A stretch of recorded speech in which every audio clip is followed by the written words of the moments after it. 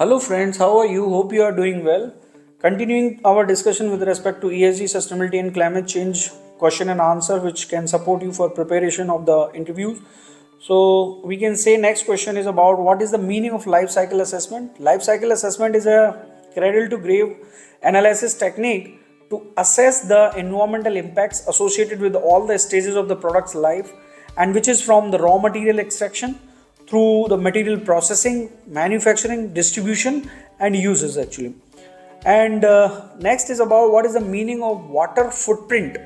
Water footprint is about measuring the amount of water which is being used to produce each of the goods and services we utilize or we use. And the water footprint is a measure of humanity's appropriation of fresh water in volumes of the water consumed, or we can say polluted actually. Then next is about what is the meaning of ecological footprint and why it's important.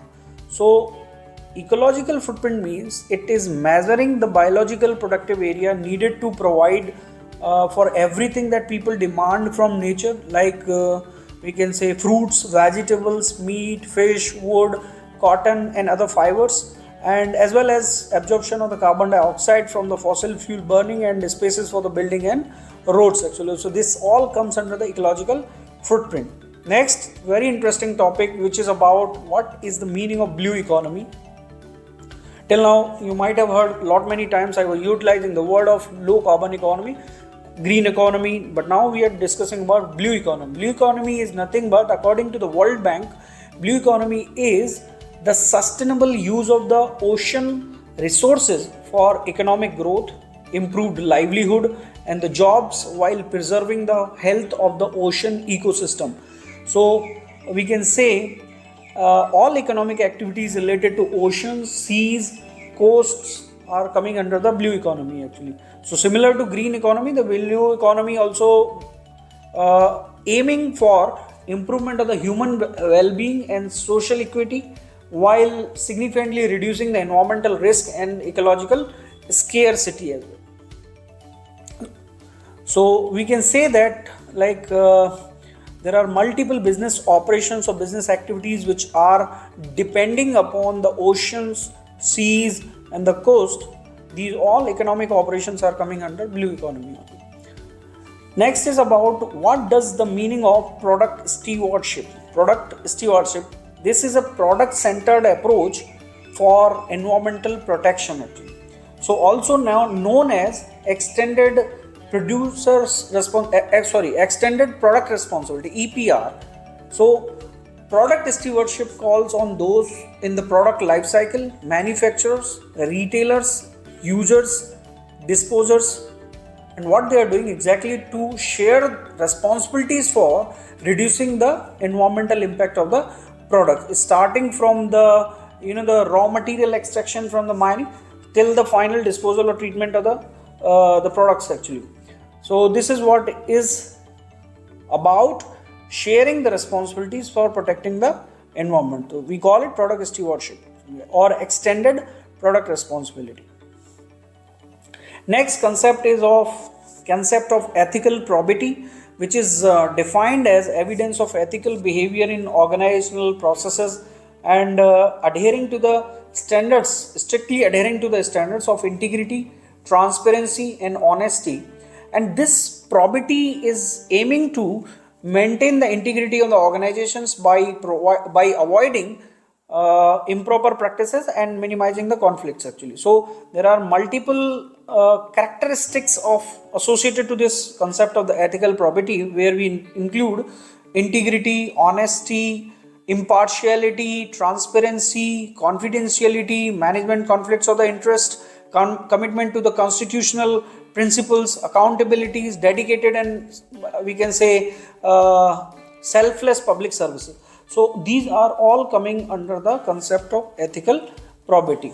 There is one more very important term which we utilize quite frequently called fiduciary duty. Fiduciary duty means a fund has a fiduciary duty to act in the best interest of its members whose benefits depend upon the responsible management of the fund assets. So prudent investing should give appropriate considerations to any factor which may materially materially affect the sustainable long-term performance of a fund's assets, including factors of ESG characteristics or environmental social governance characteristics.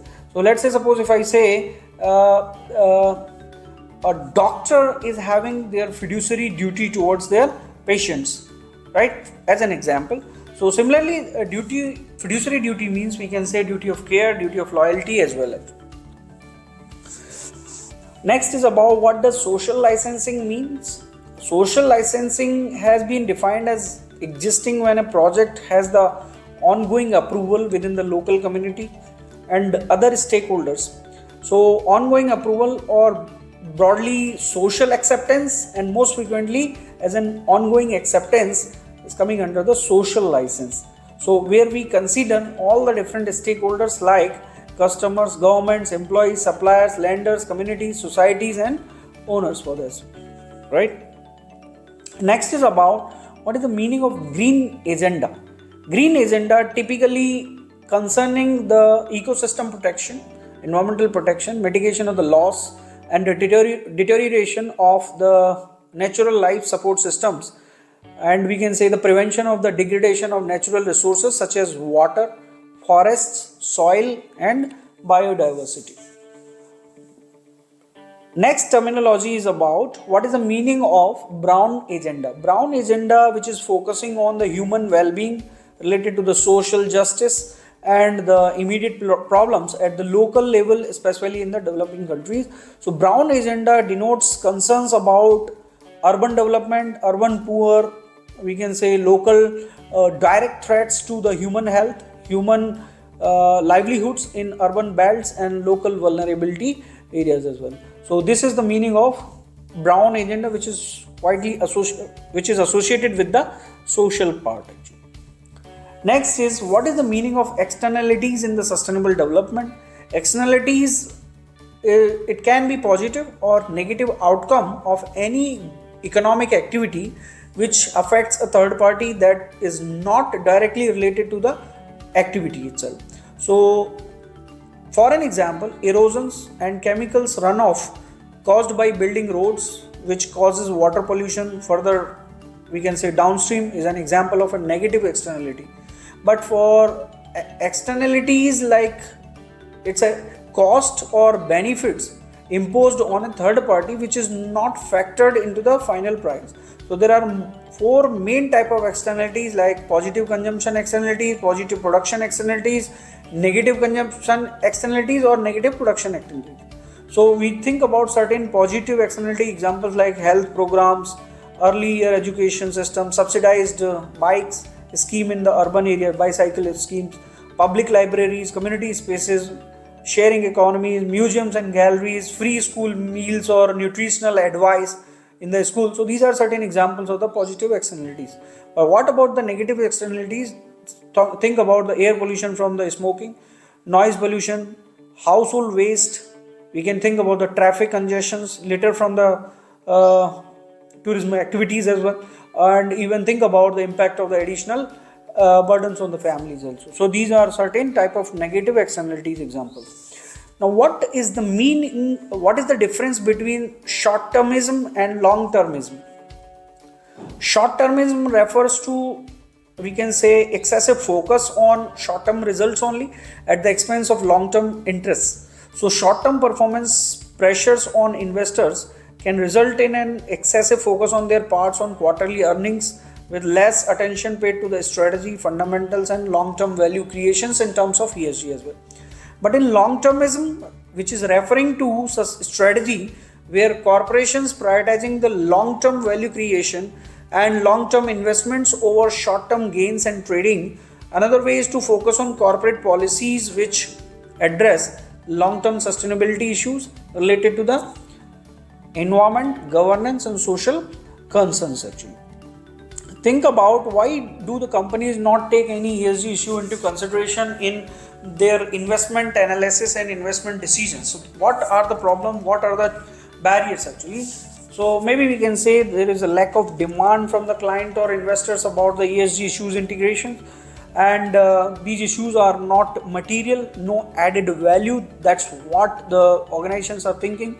lack of information or data availability, insufficient knowledge related to the how to consider these issues, ESG issues, how they can connect with the materiality issues. Actually, inability to integrate ESG into quantitative models. It can be, people can think about it's not relevant to my job, and the market practices requiring me to focus only on short term performance. So these are certain barriers which create the less concentration to incorporate ESG issues into the decision making and investment related analysis. Actually, thank you very much for the time, and we will meet in the next discussion, friends. Thank you.